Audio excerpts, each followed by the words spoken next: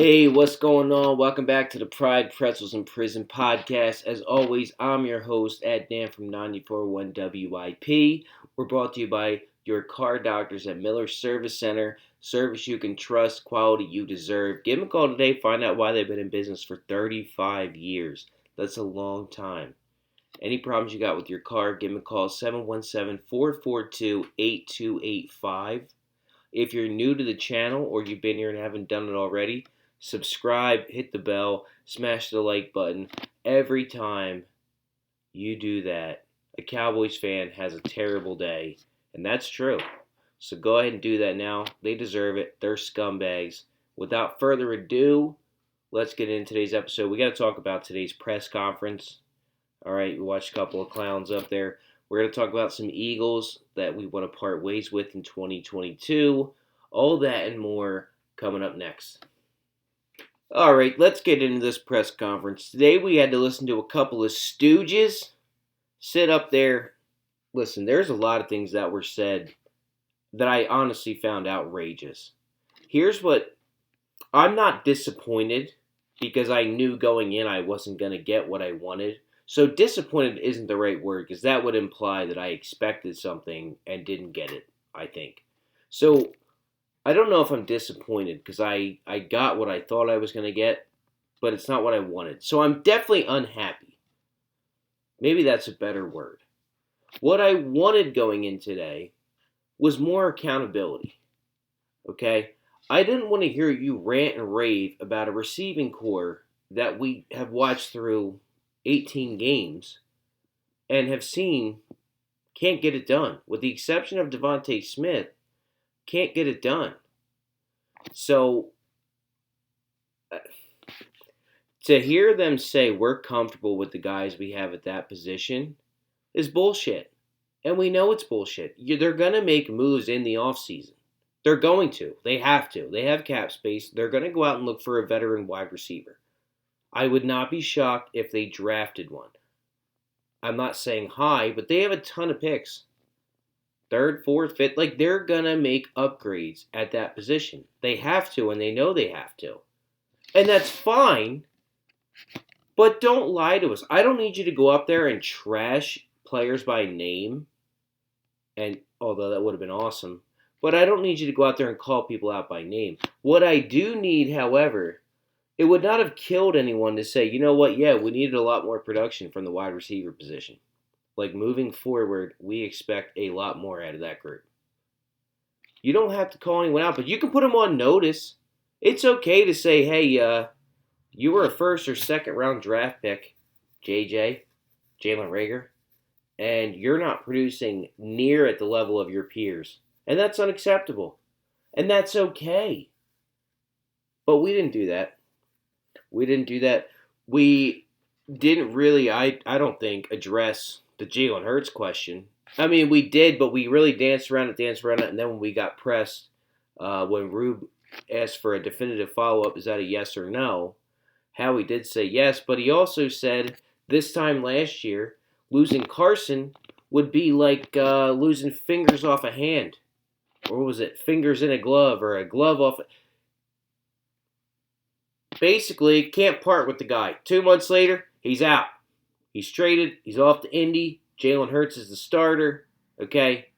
So we've heard this kind of rhetoric from him before, and it's kind of the game that GMs play. If you say, hey, my guys stink, okay, they can't get it done, then nobody's going to give you anything for them.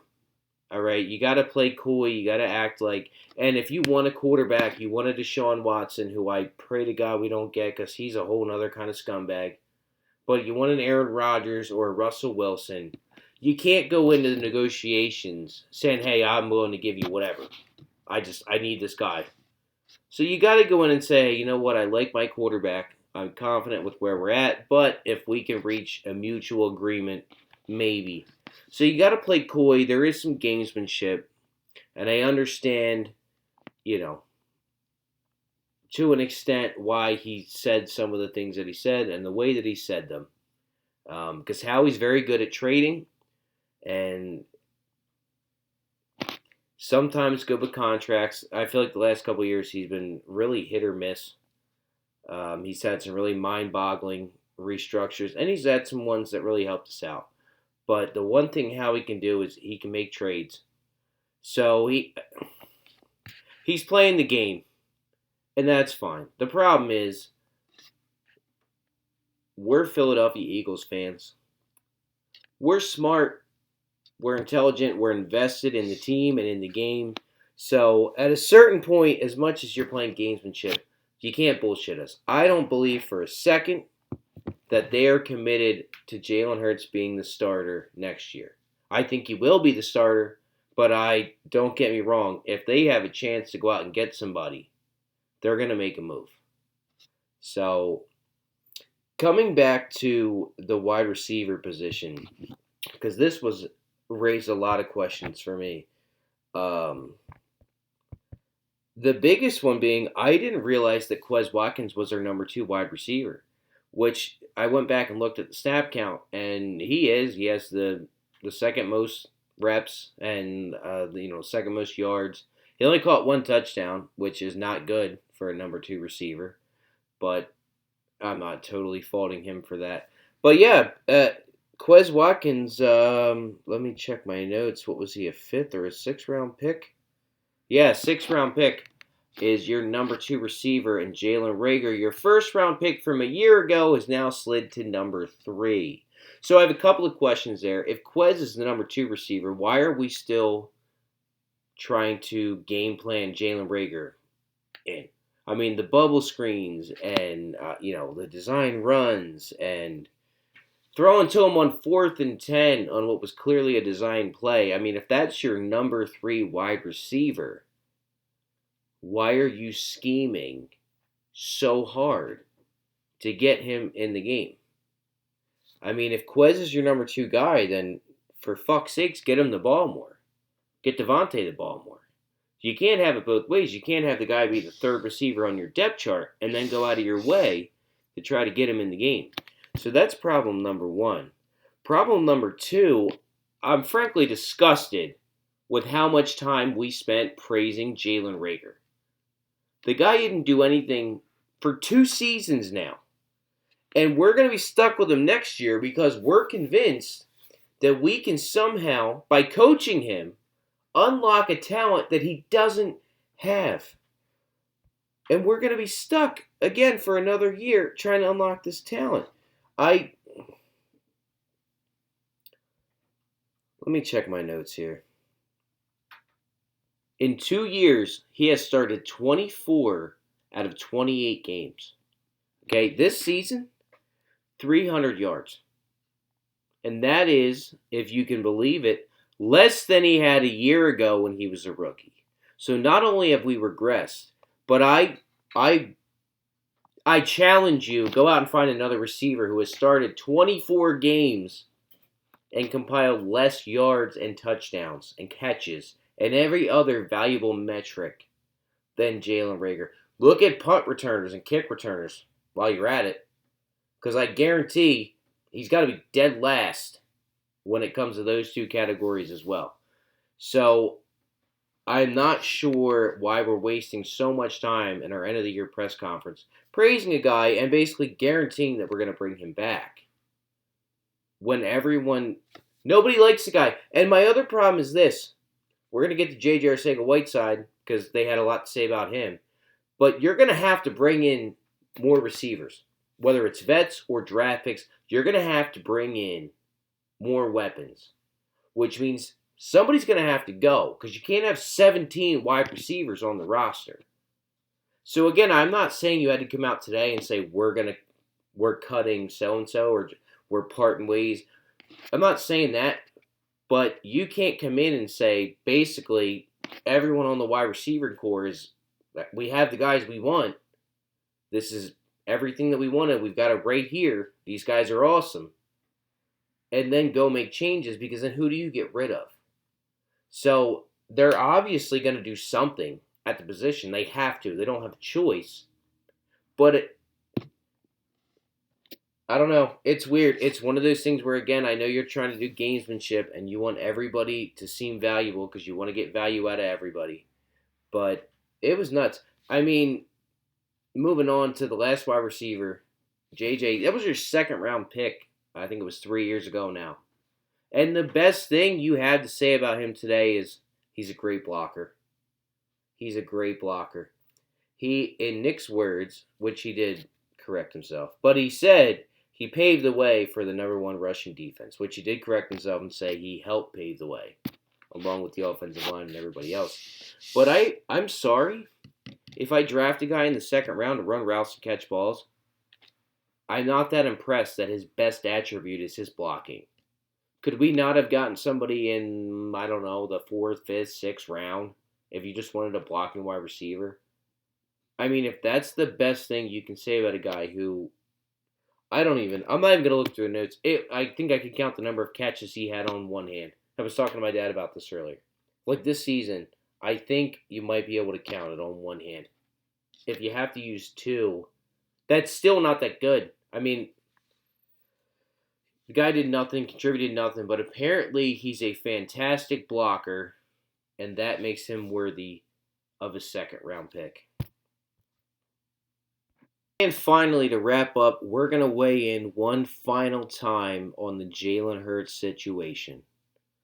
This is our, after a year of ups and downs, highs and lows, being in and being out, this is our definitive answer. We want to bring him back. He's not the quarterback we want.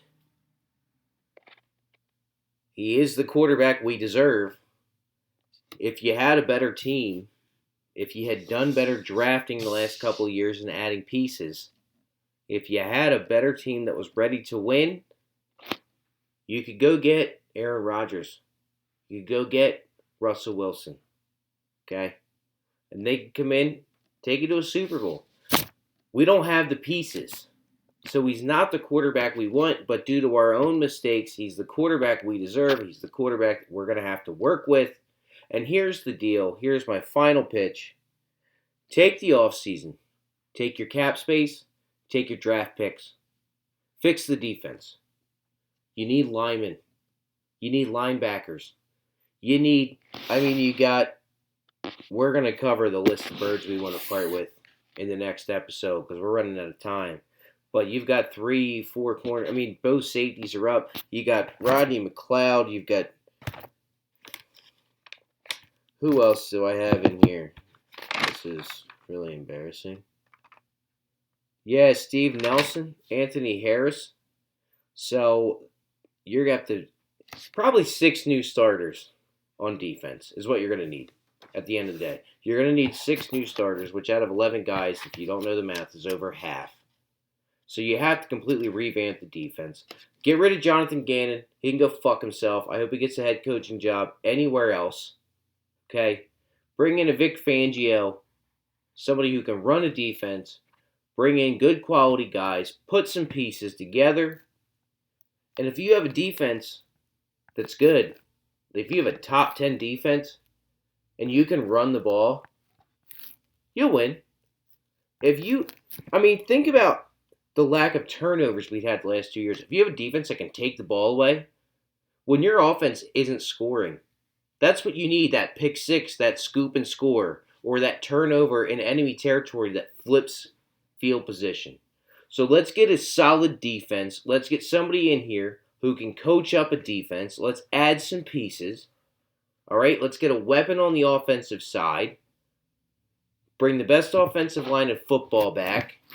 Bring Jalen back. And see what happens.